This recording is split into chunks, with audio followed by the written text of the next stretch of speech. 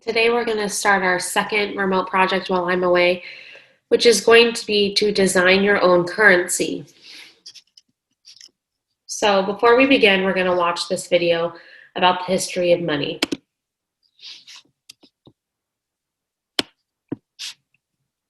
The history of money in 10 minutes. Number 1, early money. Long before money was invented, people were quite happy making, doing and growing things for one another. In small communities, they could largely remember the payments and receipts of what was exchanged.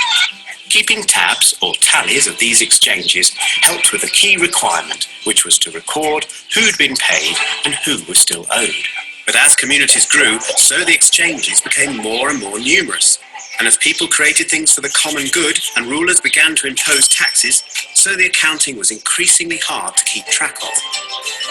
IOU notes might have been a neat solution, but unless you knew the individual issuer personally, they were hard to enforce or verify. So instead, people started to use objects, such as whale's teeth, as a kind of IOU. This intermediate step in the exchange process meant that people were free to trade with anyone, and they could even store up purchasing power for later use with their retradable IOU tokens. So at the same time that humans invented money, they'd also invented debt. Number 2, metal money. Once people start using money to facilitate trade, whether in the form of shells, barley, feathers, or whale's teeth, some useful characteristics of money become apparent. Barley, for example, is heavy to carry, so not portable or even durable.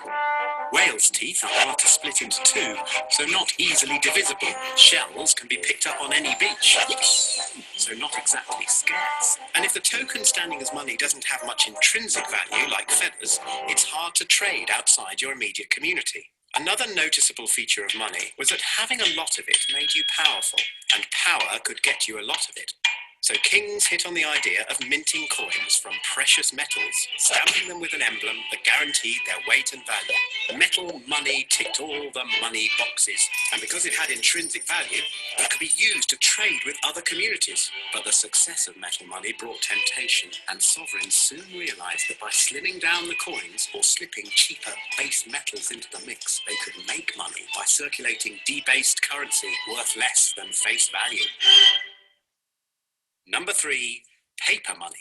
Carrying around large quantities of coins could be exhausting work, and it was early Chinese rulers that hit on the idea of keeping their heavy coins back in the palace while issuing IOU certificates on paper for long-distance trading. Although the paper had no intrinsic value, people trusted that it was worth what it said it was worth, and they could always exchange it for gold or silver or the coins it represented. As global trade grew, the idea of paper money caught on. But traders and lenders were concerned that it was a bit too easy just to print money, so they tried to link the value of money to the value of gold, which had the benefit of creating a standard for exchange between different currencies. Attempts to peg currencies to a fixed gold standard continued for centuries, but the need for flexible exchange rates always prevailed, and since the early 1970s, the world has stopped trying to keep to a gold standard. Number 10, future money. Minted coins and paper money, once the cutting edge of technology, are now used in only 2% of transactions. Credit card and electronic banking technology has enabled massive global transactions to take place in the fraction of a second. And digital technology is enabling new currencies to be created. Linden dollars, Bitcoin, and other cryptocurrencies, which exhibit the enduring characteristics of money, being hard to forge, durable, portable, divisible, and limited in supply, and which may even challenge the power of government-backed money. But until a government accepts taxes in Bitcoins or other privately issued currencies, or banks start lending in them, they are not much different from any other token, such as whale's teeth. One sign that a new form of money has become important will be when governments and banks try to control it. And if governments and banks continue to have the power to control money, those who use it will always wonder to what purpose will they put that power. Okay, so just some more kind of refresher on the history of the US currency. In 1690, the first paper currency in the United States was born by the Colonial Notes Media Paper in Massachusetts. So you can see here some examples of old currencies from the United States. This one is from in Boston. And like the video said, it wasn't until we gained independence from England that we kind of established our own currency. There are lots of different currencies used throughout the world today. Obviously, in the United States, we use the dollar, but in other countries, they use other things. So, for example, in the United Kingdom, like England, Scotland, and Ireland, they use what's called the pound. In Turkey, they use the lira. In Switzerland, they use the franc, and so on. So, there are a lot of different currencies in the world. And even though a lot of places in the world would accept the dollar, so like if you travel to the United Kingdom, they might accept the dollar, but I know from experience that not everyone does. So you have to exchange your currencies when you travel. So here are some examples for you. You're going to end up choosing one of these for your project in just a little bit. Okay, so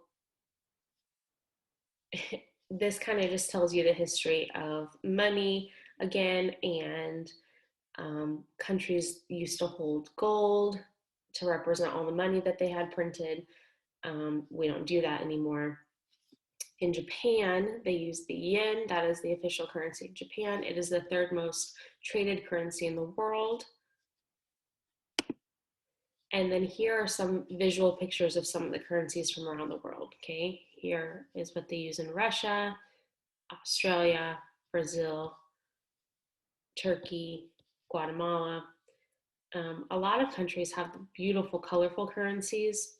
You know, obviously in the United States, our currencies are kind of just green, but a lot of countries around the world embrace all these different beautiful colors. So what you're going to do for your project is you're going to create your own currency, all right? So you're going to base it off of a real country. So you're going to choose a country. You're going to observe what their money looks like right now.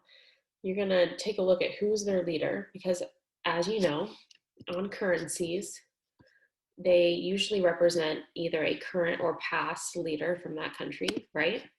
And you're going to observe what images they used on their currency, all right? So let's take a look at some of these really quickly. Okay, so here are some national landmarks. Here is a bust, probably of a known figure. And then here are some leaders that you can tell from these countries, right? So when we start our project in just a second, those are the things you're going to have to look at. And I'm going to show you where your template will be right now in your Google Classroom. So if you go to your Google Classroom and you look under the classwork tab, you'll see where it says create your own currency project. This hasn't posted yet, so I just wanted to show it to you. And it's going to be a Google Slides, like our first project where we created that op art. And when you click on this, everyone will have their own copy. So it will look like this, okay? It will have the slide at the beginning that says money, design your own currency, okay? So we're gonna work through the first two steps today, and that's where we're gonna stop. All right, so I'm gonna show you on my example, and then you guys are gonna have time to work. Okay, so your first step for today is step number one. Step number one says choose a country. And so I've kind of filled out an example for you. You are not allowed to use the United States as an example.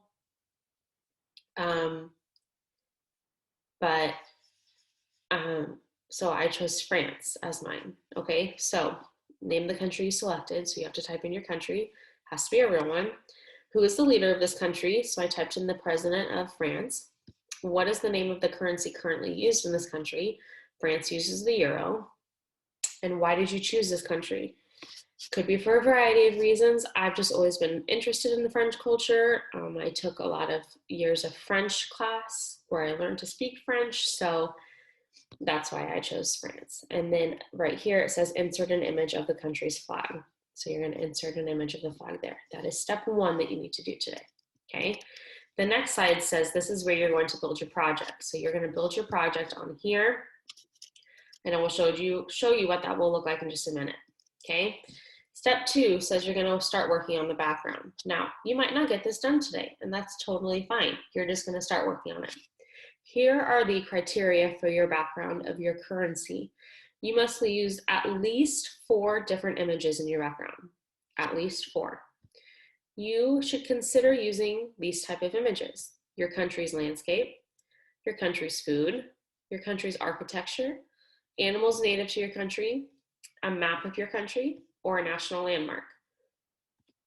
You need to play with overlapping, and at least one of the images you select must use the transparency tool.